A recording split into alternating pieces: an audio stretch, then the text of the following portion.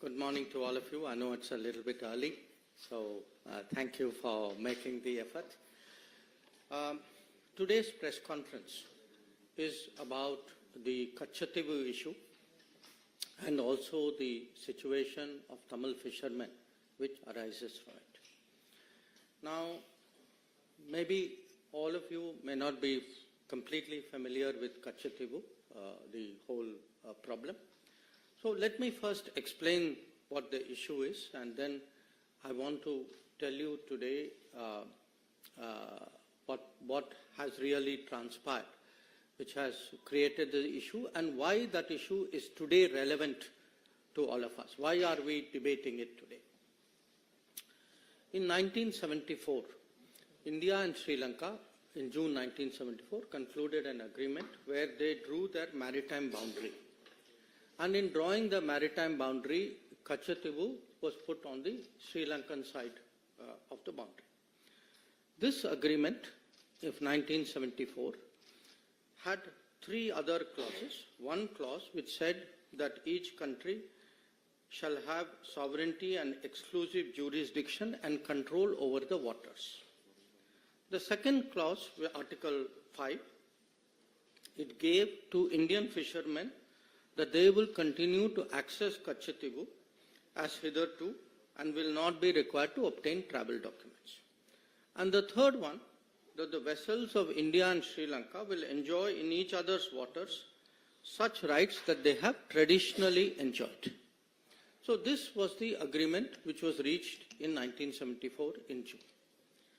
Now, when this agreement was presented before Parliament, the then Foreign Minister, Sri Swaran Singh ji, he actually assured the Parliament, and I am reading his words, I feel confident that the agreement demarcating the maritime boundary in the Pork Bay will be considered as fair, just and equitable to both countries. At the same time, I wish to remind the honourable members that in concluding this agreement, the rights of fishing, please note, the rights of fishing, pilgrimage and navigation, which both sides have enjoyed in the past, have been fully safeguarded for the future. This was the assurance that the then Foreign Minister, Sri Swaran Singh ji, gave in Parliament at that time. 1974, July 23, 1974. Now, in less than 2 years, actually, there was another agreement between India and Sri Lanka through an exchange of letters. And in this agreement, now India proposed the following. Again, I'm reading to you from the original document. With the establishment of the exclusive economic zones by the two countries, India and Sri Lanka will exercise sovereign rights over the living and non-living resources of their respective zones. The fishing vessels and fishermen of India shall not engage in fishing in the historic waters, the territorial sea, and the exclusive zone of Sri Lanka. So, 1974, assurance is given. By 1976, an agreement is concluded which actually gives away this assurance. Now, once this agreement in 1976 was concluded, there then evolved a position, a standard position you can say, of the government on this matter. And I'm reading to you an example. This is from 2006. It is a question which is answered by the then Minister E. Ahmed on the floor of the Parliament. And he says, Mr. Ahmed, the 1974 agreement on the demarcation of the international maritime boundary line between India and Sri Lanka, as also the exchange of letters of 1976 on this issue of fishing rights, stipulate that the fishing vessels and fishermen of India shall not engage in fishing in the historic waters, territorial seas and the EEZ of Sri Lanka.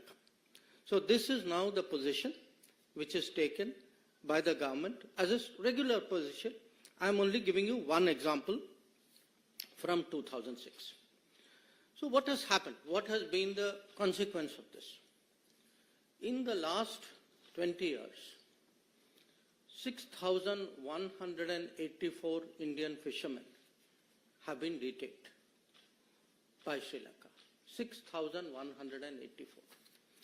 And in the same period, 1,175 fishing vessels, Indian fishing vessels, have been seized, detained, apprehended by the Sri Lankans. So this is really today the background. This is the issue that we are discussing. Now you can ask, why are we discussing it? And the answer is, in the last 5 years, in the Parliament, in the Consultative Committee, we have repeatedly, this issue, Katchatheevu issue and the fishermen's issue, has been repeatedly raised by various parties, by all parties, I would say. As I mentioned, in Parliament, it has come up as Parliament question. It has come up in debates. It has been raised in the Consultative Committee. And in fact, Chief Minister of Tamil Nadu has written to me numerous times. And my record shows that to the current Chief Minister, I have myself replied 21 times on this issue. So please understand, this is not an issue which has suddenly surfaced. This is a live issue. It is an issue which has been very much debated in Parliament, in Tamil Nadu circles as well. It has been the subject of correspondence between the union government and the state government. And as I said, 21 times I have myself replied to letters. Now, every political party in Tamil Nadu has taken a position on this. And here, one of the reasons why we are debating it is, in looking at these two issues, the Katchatheevu issue and the fishermen issue, two parties, the Congress and the DMK, have approached this matter as though they have no responsibility for it, as though the situation is for central government, today's central government, for them to resolve. There is no history to this. This has just happened. They are the people who are taking up the cause. That is the way they would like to project it. So the purpose of the press conference today, why I am talking to all of you, is we believe that the public has a right to know. The public has a right to know, how did this situation come about? How was Katchatheevu, how was the 1974 agreement reached? How was Katchatheevu given away? How was the fishing issue handled? Because please understand, the fishing issue actually emanated from a 1976 agreement. So there are two agreements we are talking about. So because these have been live issues, because they have been discussed earlier also in Parliament, two documents were sought from us as an RTI request. And these were provided. One was a document about Ministry of External Affairs summary background note for the meeting of the Informal Consultative Committee in 1968 on this issue.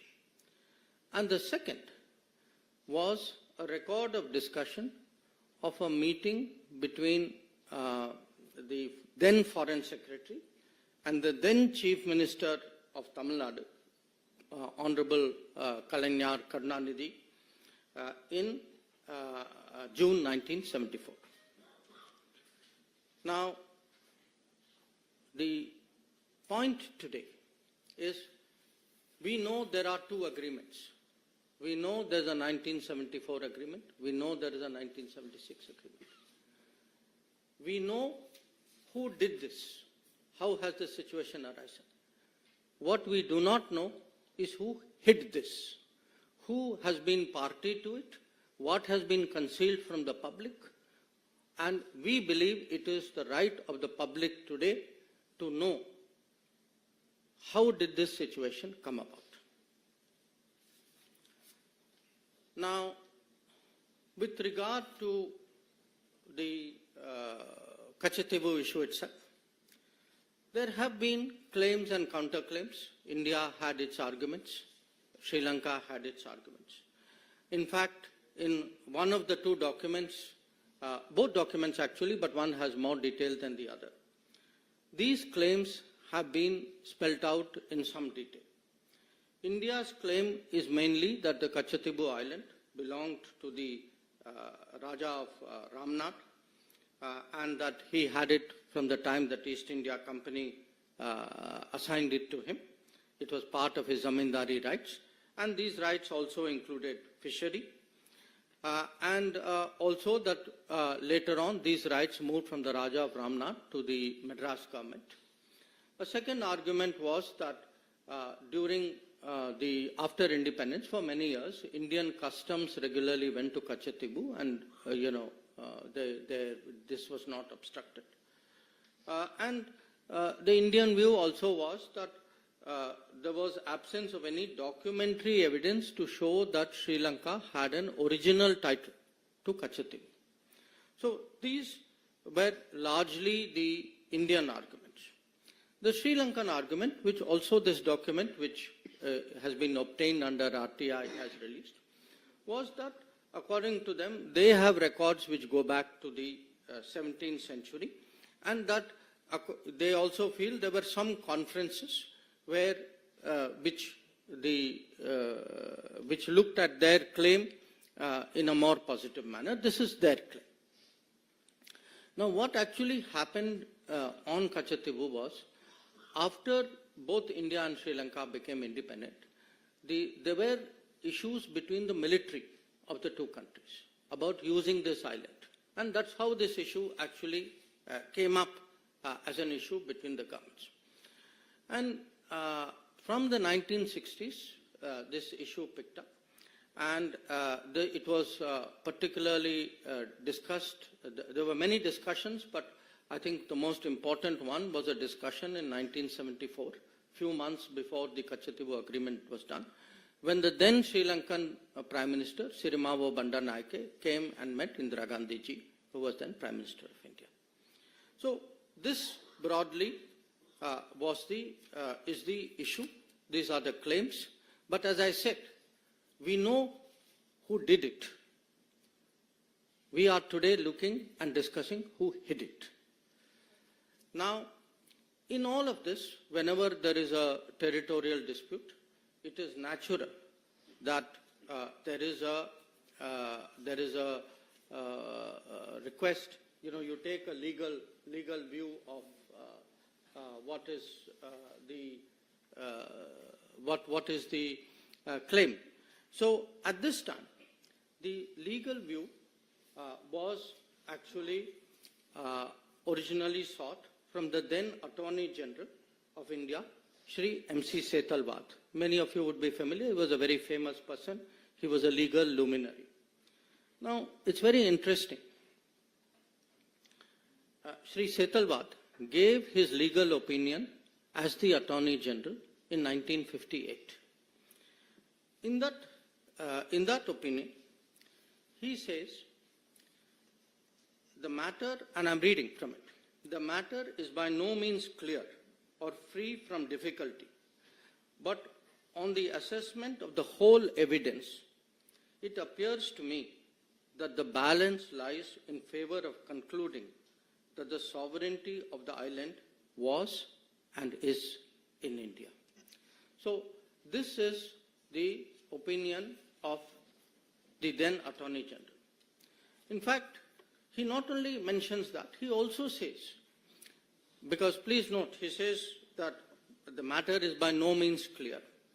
He says whatever is agreed, it can also be limited by custom or treaty, and therefore Mr. Setalvad suggests that it may be possible for India to contend that there exists a right by custom in the Indian fishermen to fish in the territorial waters of the island.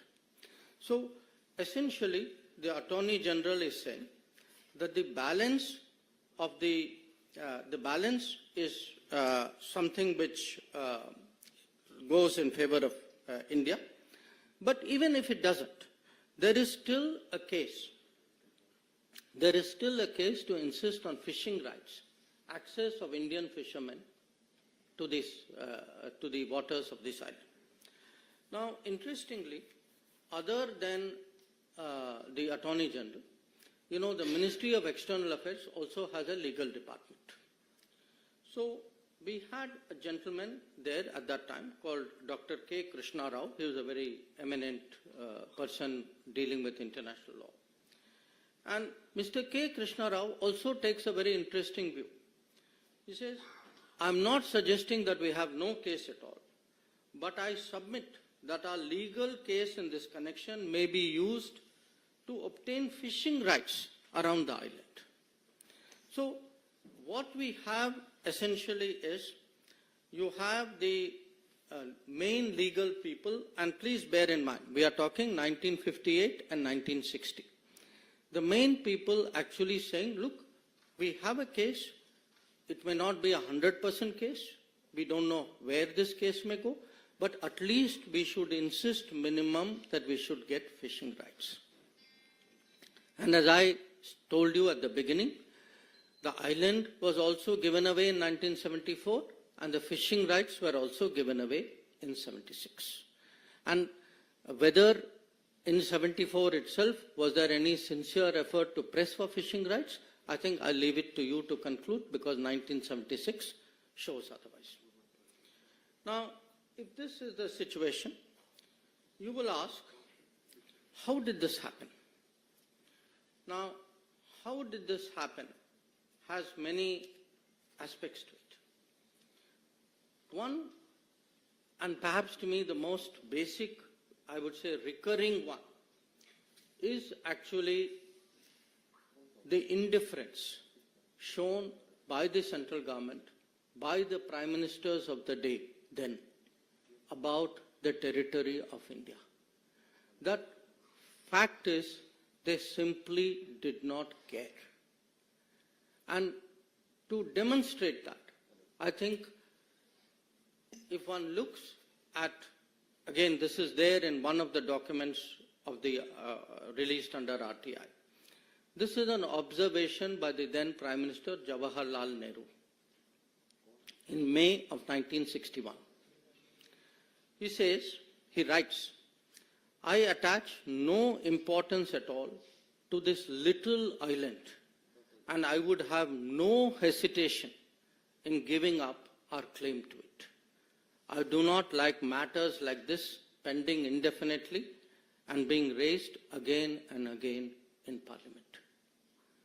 So, to Pandit Nehru, this was a little island. It had no importance. He saw it as a nuisance. Why are people bringing it up again and again in Parliament? So, for him, the sooner you give it away, the better. Now, you can say, okay, this was Pandit Nehru's view. Now, I want to read to you. Actually, this was not just Pandit Nehru's view. This view continued on to Indira Gandhi ji as well. So, it's very interesting. If one goes through the records of Parliament, we are now looking, I'm fast forwarding it to the time when Katchatheevu agreement is done. There is a member of Parliament called G. Vishwanathan from Tamil Nadu. And he says, this is I'm quoting from Parliament records, we are worried about Diego Garcia, thousands of miles away from Indian territory, but we are not worried about this small island. When we speak of it, the Prime Minister, he's talking about Indira Gandhi ji, the Prime Minister is said to have remarked in the AICC meeting that this is a little rock. I am reminded of those days when Pandit Nehru called about our northern boundary as a place where not a blade of grass grew. I would like to remind the Prime Minister that after this historic statement by Prime Minister Nehru, Pandit Nehru never regained the confidence of the country. This is going to happen to the Prime Minister when she says this is only a little rock and that there is nothing to worry about the territories of our country. So, as you can see, this is not just one Prime Minister, whether it was Pandit Nehru or whether it was Indira Gandhi. This very dismissive attitude this little rock, this small island of no importance. This was the historic Congress attitude towards Katchatheevu. Now, again, please don't think it's an individual view. This was actually, in a way, had seeped into the party thinking. So, I will give you another example of it. Same time, there was a very well-known Congress leader, all of you are familiar with his name, he was from Delhi, called HKL Bharat. Now, HKL Bharat is reacting in the same Katchatheevu debate. So, he says, and I'm quoting from the parliamentary record, he says, my honorable friend from the DMK was just now talking about Katchatheevu, the island. It appears to me that the DMK thinks that probably they can desperately cling to this issue and survive in Tamil Nadu. The Jansangh at one time thought they could survive by clinging on to Kutch, but they failed. The DMK is also bound to fail because people of India and the people of Tamil Nadu are mature enough to see that it is in the interest of India, a big and great country, to keep her neighbors, particularly her small neighbors, satisfied. So, please appreciate today how strong, how deep, how pervasive this thinking was. For them sitting in Delhi, this island, this small rock, this island of no importance, this did not matter. It was an inconvenience to be given away so that they, in their minds, could actually get, not just have good relations with a neighbor. They found it irritating, it was coming up in parliament. For them, it was a headache. So, they saw the territory of India. And when someone says Jansangh also had the same view, yes, there were parties for whom every millimeter of Indian territory mattered. Apparently, there were parties to whom even large tracts of Indian territory, as we saw in Aksai Chin, did not matter. Now, so far, I have spoken about what was the approach of the central government and of the Congress party. But you have to ask yourself, would it have been possible if there was no connivance at the state level? Now, since 1974, we have heard protestations from the state government, then state government, from the DMK. As I pointed out, I get so many letters even now from the Chief Minister of the DMK. So, I want to now turn the focus to the second document of the RTI. This is a document which is a record of a meeting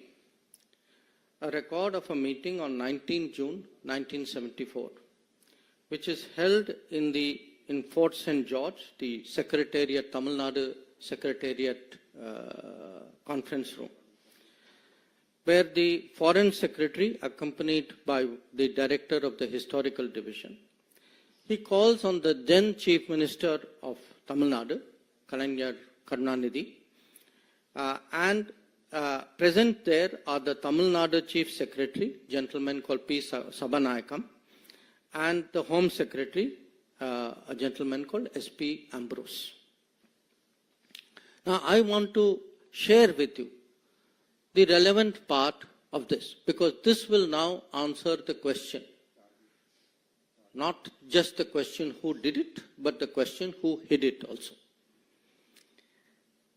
After the exchange of courtesies, Foreign Secretary, recalling the talks he had in New Delhi with the Chief Minister in 13th October 1973. So please note, we are talking 19 June 74. So talks have been going on between the Foreign Ministry, Union Government, and the Chief Minister from 1973. So, recalling 13th October 1973 and with the Chief Minister, Secretary and other officials of Tamil Nadu in Madras on 14th October 1973, before the Indo-Sri Lanka official level talks in Colombo on 15-16 October 1973. So, the key point is, 1 year before the Katchatheevu agreement, already then Union government and then state government led by DMK were already, the chief minister, up to the level of chief minister, were already discussing this agreement, and they are discussing this agreement before they actually go into talks with Sri Lanka. Now then it says, Foreign Secretary said, the purpose was to keep the Tamil Nadu government fully informed.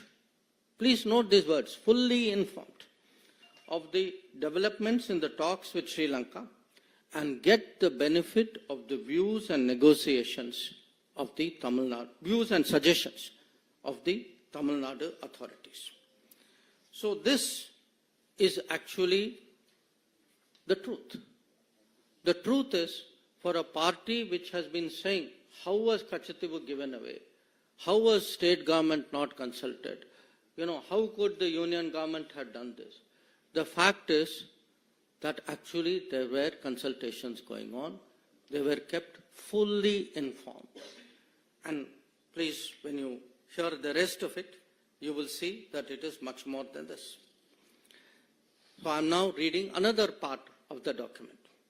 Foreign Secretary then said that he had the authority of the Prime Minister and the Foreign Minister to put forward to the Chief Minister of Tamil Nadu for his consideration a compromise proposal which would divide the historic waters in the Park Bay. So here it is. It is not even that they are being informed after the event. They are actually being consulted 1 year ahead. The key proposal is now actually being put forward to the Chief Minister. And the Foreign Secretary then proceeds, the next paragraph will show, he proceeds to explain this in great length. Now, at the end of the conversation, again I am quoting from the document, on the substance of the proposal, the Chief Minister indicated that he was inclined to accept the suggested solution. Then it goes on. The Chief Minister, having once again signified his general acceptance of the suggested solution, said that for obvious political reasons, he could not be expected to take a public stand in favor of it. The Chief Minister, however, assured Foreign Secretary that he will help keep the reaction at a low key and will not allow it to be played up. The Foreign Secretary appreciated this gesture and stressed that nothing should be done to embarrass the central government or turn this affair into an issue between the center and the state. So, the fact is, we know today actually not just who did it, but also who hid it, who were all the parties who were responsible for the 1974